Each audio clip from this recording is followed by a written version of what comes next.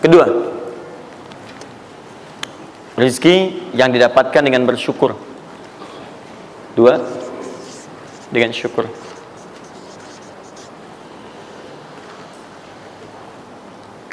Dalilnya Quran surah ke-14 ayat 7. Quran surah 14 ayat 7.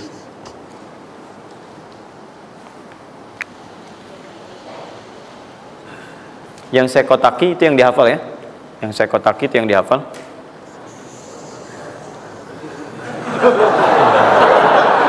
Iya.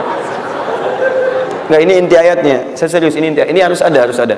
Ini, karena ini saya sering katakan ketika Anda menghafalkan, itu spirit ayatnya ada dalam jiwa kita. Kalau bisa udah otomatis gitu.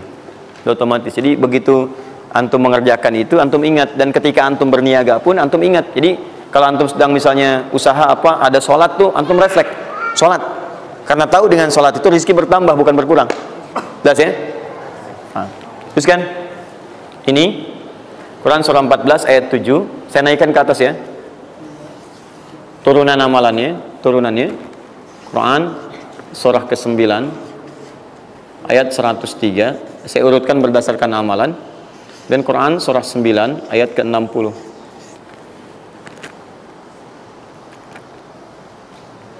Sudah? Ingat, bahkan Allah langsung menamai ibadah ini dengan ibadah yang sifatnya bisa menambah rezeki. Cuman kadang orang nggak sadar, taunya diambil. Tapi kalau pengertian secara bahasanya sebetulnya bukan berkurang, nambah malah. Nambah. Cuman orang tuh nggak sadar ketika dia mau ditambah rezekinya, dia malah nggak mau. Karena merasanya diambil, dikurangi. Nanti kita akan lihat. Jangan dulu dibuka ayatnya, Pak, ya. Itu saya. Nah, tawaran saya yang kedua nih. Ya, ini kan tadi tawaran pertama. Mau nggak saya kasih bonus lagi? Nah, saya serius. Ketika Anda kerjakan, penambahannya langsung minimal 700 kali lipat nilainya. Mau? Alhamdulillah. Sama, ini 3, ini pun harus 3. Ya. Quran surah kedua ayat 261 sampai 263. Nah, ini saya kotakin.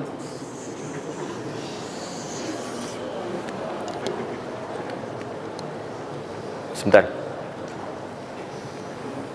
Quran surah kedua ayat 261 sampai 263. Saya mohon izin ya, saya lihat dulu satu.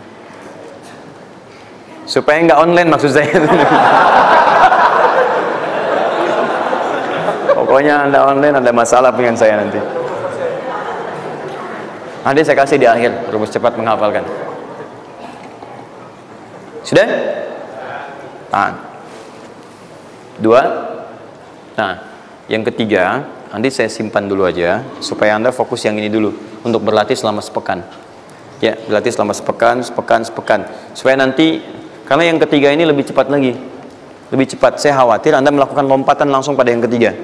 Nah, persoalannya kita mesti berurut karena yang satu dengan dua ini keduanya saling bersinergi. Begitu yang kedua udah dapet, yang ketiga lebih mudah. Ya, karena sudah punya kebiasaan dari yang pertama tadi. Kalau saya munculkan yang ketiga sekarang, maka persoalan terbesarnya adalah kebanyakan orang nanti akan meninggalkan yang ini yang paling bahaya.